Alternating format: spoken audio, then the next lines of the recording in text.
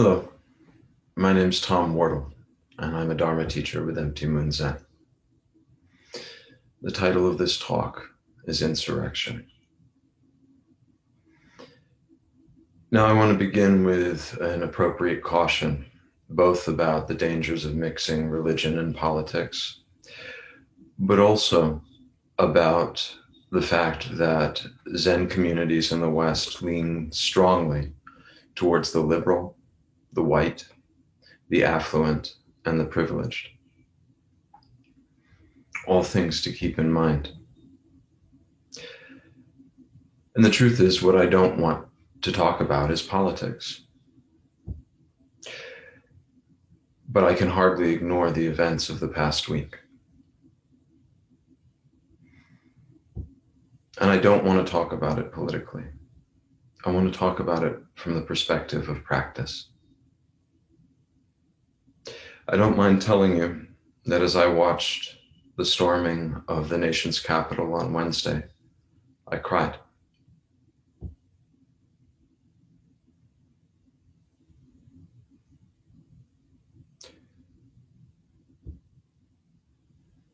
It was terrible. It was an upwelling of things that have long been in this country. And I didn't want to accept it. It felt so wrong, so clearly wrong and harmful. And in the face of such things,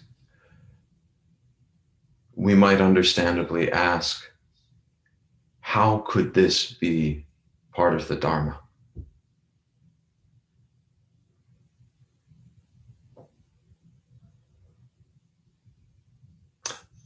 Is this some kind of exception? Is this some kind of aberration?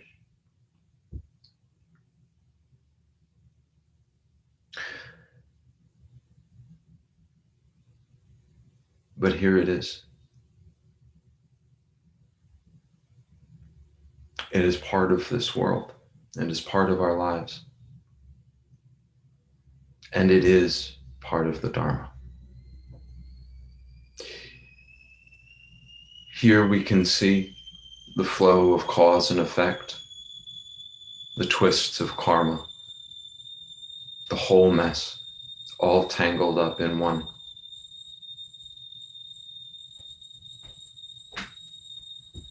And it's hard. It is genuinely hard to face such suffering, such pain, to witness such manifest harm being done to so many.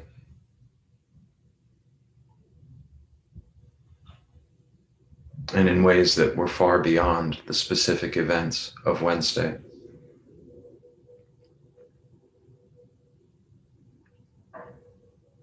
And honestly, I don't want to accept it.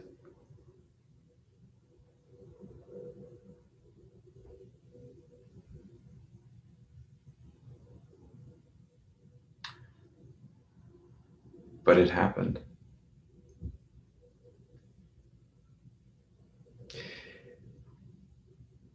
And one of the things that I see in it is the consequences of clinging, of refusing to accept reality as it presents itself. After all, those who stormed the Capitol and who rioted both in Washington, D.C. and in other capitals across the states, that was exactly the issue. Their steadfast refusal to accept the results of what, by every account, was a fair and free election.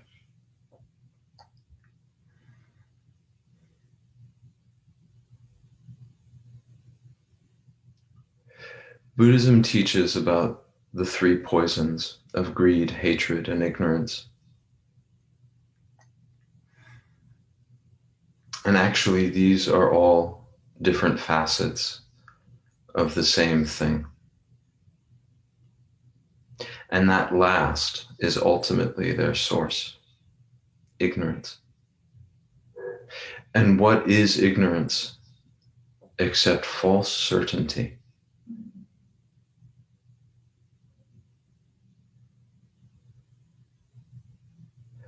Those who stormed the Capitol on Wednesday were certain that they had been deeply wronged, that the election was stolen from them.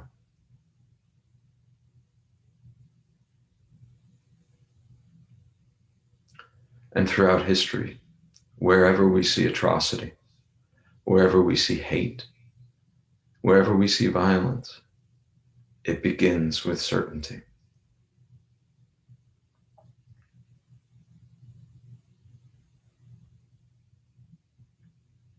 And I find certainty arising in my own mind. Certainty over the wrongness of what happened and those who perpetrated it.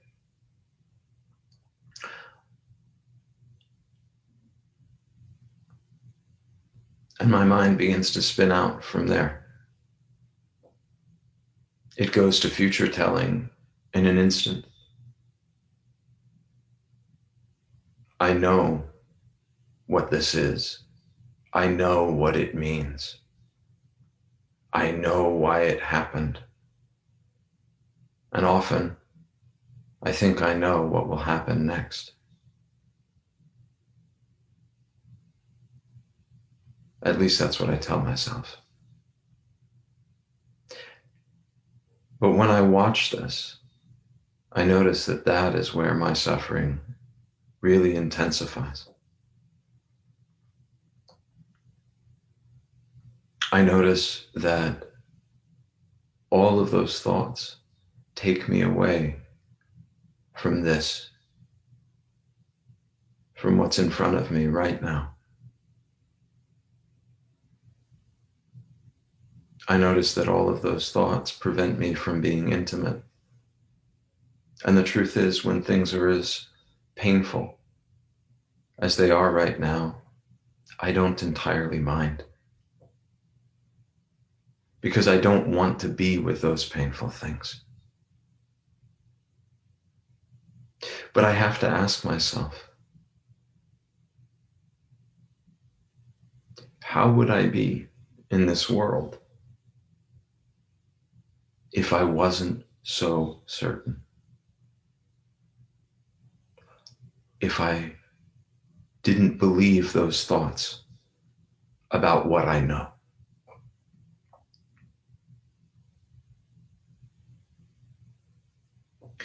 In watching my own mind, I've noticed that I tend to have one of two responses in the face of pain and suffering. Wanting to turn away,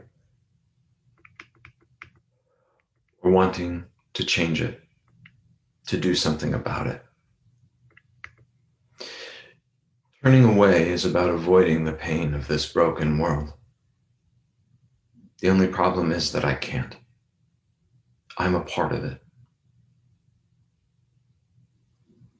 And I can choose to accept it or not. But the world is as it is. The other reaction that wells up in me is that desire to change it. And it's always in some big way, something revolutionary. But actually, this too comes from aversion.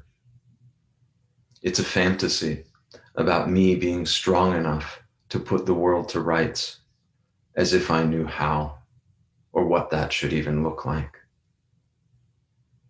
It's actually not unlike the children's stories about what I'll do when I'm in charge. And the indulgence in ego is, I'm sure, obvious. But this is also not how it is. In Buddhist teaching, humans are in the middle of creation, in a delicate balance between strength and powerlessness. And this is actually taught to be the most auspicious of births. If we were powerful enough to change the world according to our whims, we would have no reason to come to practice the way. And similarly, if we were utterly destitute, unable to affect our own suffering, it would be completely crushing, totally overwhelming, and there would be no reason to practice. But I don't think Zen practice is about becoming greater and more powerful. I don't think it's about building ourselves up, though you can certainly take that tack if you like. And throughout the history of Zen in the West, many teachers have, and the consequences have been severe. Mostly, this has come about in the forms of financial abuses and sexual exploitation. But these are only the most prominent of examples. I don't mind telling you that some of the most famous Zen teachers that I've met were simply assholes. As I understand it, Zen is about being one with things just as they are. And this isn't about feeling better. And I'm not going to try and rationalize the pain away. I think the question is, how do we practice this? How can we be at one with things that are so plainly causing great harm and suffering to so many?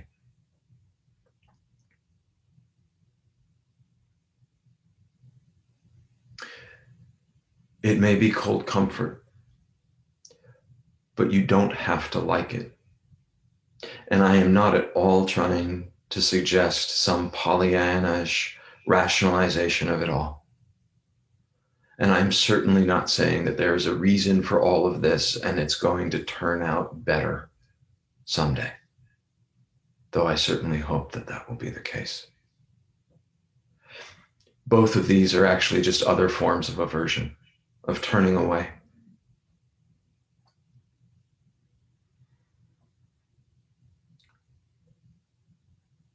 Dharma is a word that a century ago was most commonly translated into English as the law,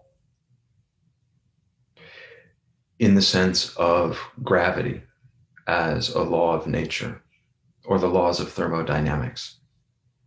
It is simply a statement of how things actually are. And unfortunately, that does not include a promise about everything being fair or good or okay. And people get hurt. The Dharma is about how things really are. And we don't have to accept it. But I've noticed both in my reading of history and in my own life that that refusal only leads to more harm. It might be big or it might be small, but it's certainly unhelpful. And as I've lived through the past few days, and all of these emotions have churned within me, I've noticed that I've had to be very careful. I've noticed a tendency for my voice to rise in volume and my affect to become intense. I have felt anger and reactivity coursing through me over small things. And I've had to be very careful.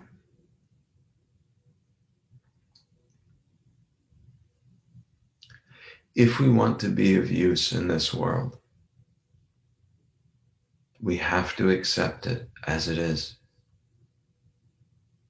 Not just rationally, not in our heads, but in our hearts, broken though they may be. But this is also another place that my head routinely gets it wrong. My head thinks that my heart is fragile, that the breaking is somehow wrong or bad. And though it is certainly painful, what I've found is that hearts are strong. They're resilient, and they can endure much more than our minds. Also, this is our vow, to be of use in the world, to be helpful when and where we can. I want to be very clear about something. You can be angry. I am. You can be brokenhearted. I'm that too. You can feel however you feel, and it's okay. It doesn't make you a bad Buddhist. Actually, if you relate to your feelings appropriately, if you practice them, they can be very useful here. Sadness can soften and open the heart, and anger can be fuel for helpful action.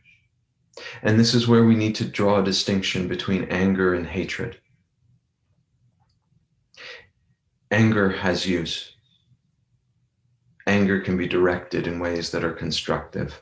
It can be a source of energy. Hatred is a source of destruction. Whatever you feel, to be of use, you must find a way to be at peace with it all. And even more importantly, to be at peace with yourself. And this does not mean that any of it stops or goes away.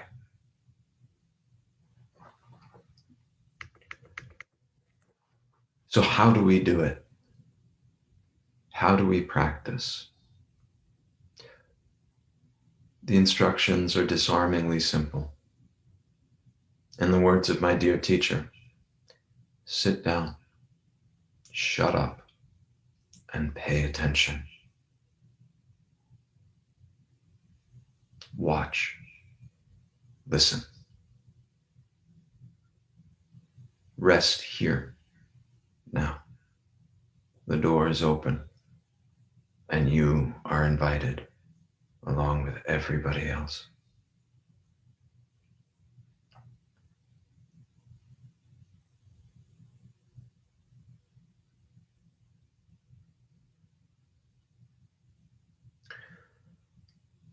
And though my mind always goes to the grandiose, the fantasies about putting it all to rights, the truth is, what I've found is that what is truly helpful in the healing of this world is often disarmingly small and very close. But that does not mean that it is unimportant.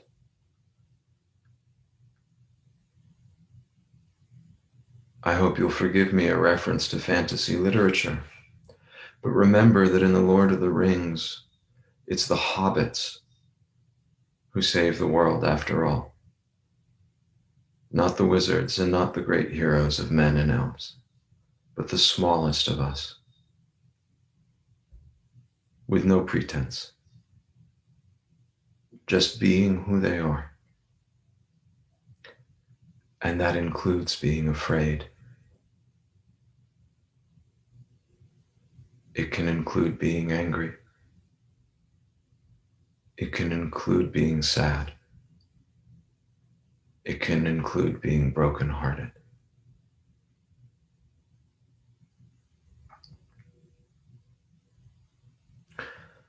I'll leave you with a final thought. I studied for many years with Bernie Glassman and the Zen peacemakers. In fact, I still wear their emblem on my robes here. And Bernie was a very creative teacher, and he would try pretty much anything to see if it helped. And one of the things that he developed were bearing witness retreats. And they began with an atrocity that he struggled with his entire life, and that was the Holocaust. And so every year, and still now, there is a retreat to Auschwitz. It's an interfaith event, but it's grounded in the practice of Zazen. And they spend a week inside that camp, sitting in different places. And as is a common practice in remembrance of that great atrocity, they chant the names of the victims, those who died there. After several years, Bernie had an epiphany. He realized that they needed to chant the names of the guards too. It might be the most controversial thing he ever did, and he lost friends because of it. But I think he was right. Because if there will ever be any peace in this world, it has to include everybody. And if there's ever going to be any peace in my heart, it has to include everybody. This broken and beautiful world, just as it is. Thank you.